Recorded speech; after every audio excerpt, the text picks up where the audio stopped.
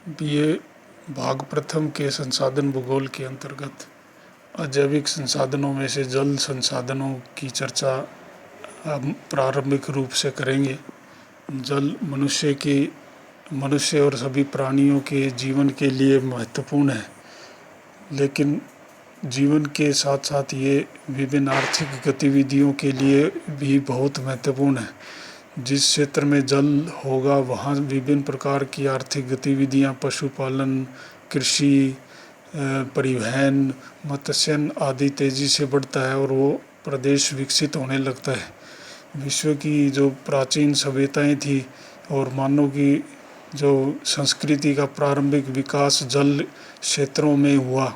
विश्व की कुछ महत्वपूर्ण नदी घाटियों में मनुष्य सबसे पहले आके बसा था, इसलिए जल संसाधन मनुष्य के लिए हमेशा से महत्वपूर्ण आकर्षण बिंदु रहे हैं।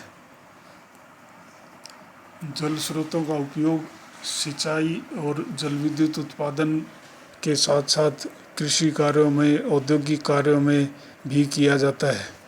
मानव अपने उपभोग के लिए गांवों और नगरों, महानगरों में तो करता ही है, लेकिन अन्य आर्थिक गतिविधियों के लिए भी इसका उपयोग महत्वपूर्ण है। परिवहन के साधनों के लिए, मत्स्यन के लिए और भी विभिन्न प्रकार के इस प्रकार की आर्थिक और अन्य संबंधित गतिविधियों के लिए जल का उपयोग मानव द्वारा किया जाता रहा है। आजकल के मानव समाज में विभिन्न क्रियाकलापों के लिए जल का उपयोग बहुत अधिक किया जाने लगा है। मानव के जल उपभोग के स्तर में तेज़ी से वृद्धि हुई है, इसलिए कई देशों में जल प्रबंधन की आवश्यकता महसूस होने लगी है। जल संसाधन कम होने लगे और जल प्रबंधन की आवश्यकता तेज़ी से महसूस की जाने लगी है। जल के लिए काफ़ी तनाव एवं संघर्ष, द्वंद्व उत्पन्न होने लगे हैं। जल संसाधनों के अगर स्रोतों को देखें, जल संसाधनों के स्रोत तीन मुख्य स्रोत हैं। एक धरातलीय जल, दूसरा भूमिगत और तीसरा सागरीय जल। धरातलीय और भूमिगत जल वर्षा पर आधारित होते हैं। जिन क्षेत्रों में वर्षा कम होती है वहाँ जल संसाधन के अत्यधिक उपयोग और दोहन के दुष्प्रभाव देखे जाने लगे हैं। ऐसे क्षेत्रों में जल प्रबंधन की काफ़ी आवश्यकता महसूस होने लगी है। जल का सबसे बड़ा भंडार तो सागरों में है, लेकिन उसकी समस्या उस जल का खारापन है। तो इस खारेपन के कारण सागर के जल का सीधा उपयोग करना संभव नहीं रहता है। जल का अगर क्षेत्रीय वितरण प्रारूप देखें तो वो विश्व में अत्यधिक असमान वितरण पाया जाता है। एक जैसा वितरण प्रारूप नहीं है। भूमध्यरेखीय वन क्षेत्रों में, ज़्यादा वर्षा के क्षेत्रों में जल की अधिकता है। मरुस्थलीय और अर्धशुष्क प्रदेशों में जल की अपेक्षाकृत न्यूनता पाई जाती है। तो इसलिए वर्षा की असमानता के कारण जल की उपलब्धता भी कम है और इस जल की उपलब्धता भी असमान है और जल की असमान उपलब्धता के कारण ही जल के उपभोग के स्तर तथा जल से जुड़ी विभिन्न आर्थिक गतिविधियों के विकास के स्तर भी विश्व के अलग अलग देशों में अलग अलग स्तर पे पाए जाते हैं। जल संसाधन के उपयोग की बात करें तो इस जल संसाधन का उपयोग सिंचाई, जल विद्युत, मत्स्यन, परिवहन, उद्योग, पीने के लिए या पर्यटन एवं मनोरंजन से संबंधित गतिविधियों के लिए भी किया जाता है। भूमिगत जल का उपयोग मुख्यतः सिंचाई के लिए, पीने के लिए या औद्योगिक कार्यों के लिए किया जाता है, लेकिन समुद्री जो जल है उसका उपयोग परिवहन, मछली पकड़ने के लिए, नमक बनाने के लिए और आजकल समुद्र के तल के नीचे फर्श से विभिन्न प्रकार के खनिजों की खोज होने से उनके लिए भी उनकी संभावनाएं भी अत्यधिक बढ़ने लगी हैं। जल संसाधन के चार मुख्य उपयोगों में हम सिंचाई के लिए जल, विद्युत उत्पादन के लिए, मत्स्य के लिए और परिवहन के लिए। वैसे तो तमाम उपयोग महत्वपूर्ण हैं, लेकिन इन 3-4 उपयोगों को हम प्रत्यक्ष रूप से ज़्यादा महत्व देते हुए गिना सकते हैं। कृषि के लिए सिंचाई की आवश्यकता पड़ती है, क्योंकि पूरे वर्ष भर समान रूप से वर्षा कम ही क्षेत्रों में प्राप्त होती है।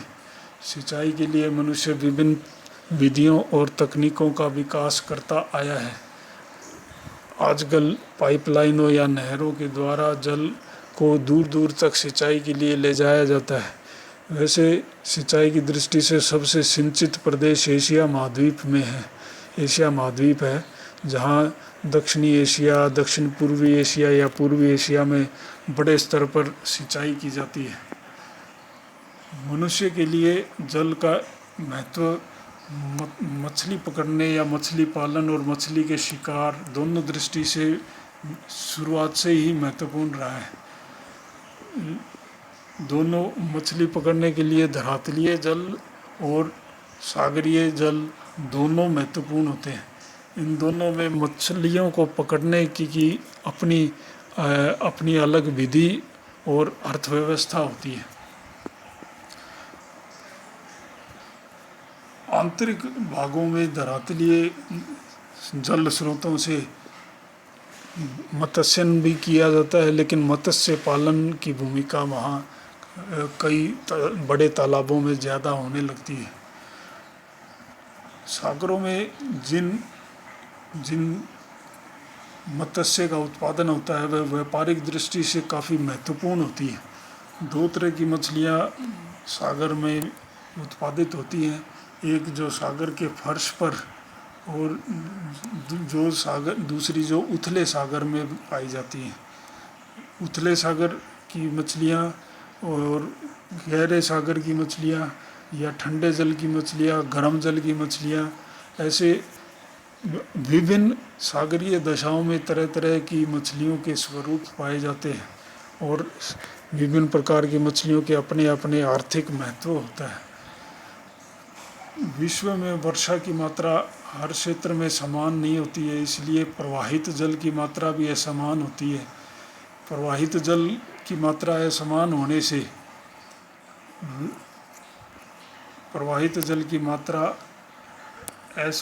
होने से जल विद्युत के जो उत्पादन की जो संभावनाएं हैं वो भी इस पृथ्वी पर उनका वितरण भी असमान हो जाता है। जिन क्षेत्रों में धरातल में ज़्यादा उतार चढ़ाव है या ज़्यादा बारिश होती है, या जिन क्षेत्रों के मानव समाज के पास विभिन्न प्रकार की तकनीकी क्षमताएं पाई जाती हैं, वो जल विद्युत के उत्पादन की अधिक क्षमता रखता है। तो जल की उपलब्धता और जल संसाधन का उपयोग करने की क्षमता, ये दोनों मिलकर किसी क्षेत्र में जल विद्युत के विकास के स्तर को निर्धारित करती हैं। ये दोनों ही चीज़ों में, दोनों ही तथ्यों में विश्व में इनका समान रूप से वितरण नहीं पाया जाता, इसलिए विश्व के अलग अलग भागों में जल विद्युत के विकास का स्तर एक जैसा नहीं पाया जाता है। अंत में हम देखेंगे जल संसाधन की प्रबंधन की आवश्यकता। विश्व में जल संसाधन सीमित हैं, वर्षा हर जगह पर्याप्त मात्रा में नहीं होती है और मनुष्य का जो जनसंख्या का जो वितरण है वो भी विश्व में हर जगह समान रूप से नहीं होता है। तो सीमित क्षेत्रों में मनुष्य का संकेंद्रण बढ़ता गया है, नगरीय क्षेत्रों में, औद्योगिक क्षेत्रों में, सघन बसे हुए ग्रामीण क्षेत्रों में। तो सघन जनसंख्या और उसकी मांग और सीमित मात्रा में वर्षा का होना, इन दोनों के बीच द्वंद्व के कारण जल संसाधन से जुड़ा संकट समय के साथ बढ़ता गया है। इसके साथ साथ एक समस्या जल के दुरुपयोग की भी है। मनुष्य जल के संसाधनों को प्रदूषित कर देता है। जल का बहुत ज़्यादा अवैज्ञानिक तरीके से उसका दोहन करता है तो जल संसाधन की गुणवत्ता और मात्रा दोनों कम होने लगती है। सिंचाई और परिवहन के लिए नदियों का जल जो है वो हर जगह समान रूप से उसका दोहन नहीं हो पाया है। कुछ क्षेत्रों में नदियों के जल का परिवहन के लिए काफ़ी मात्रा में उपयोग किया जाता है यूरोप और अमेरिकी महाद्वीपों में, और ये परिवहन का सस्ता माध्यम भी है, लेकिन इसका विकास हर जगह समान रूप से नहीं हो पाया है।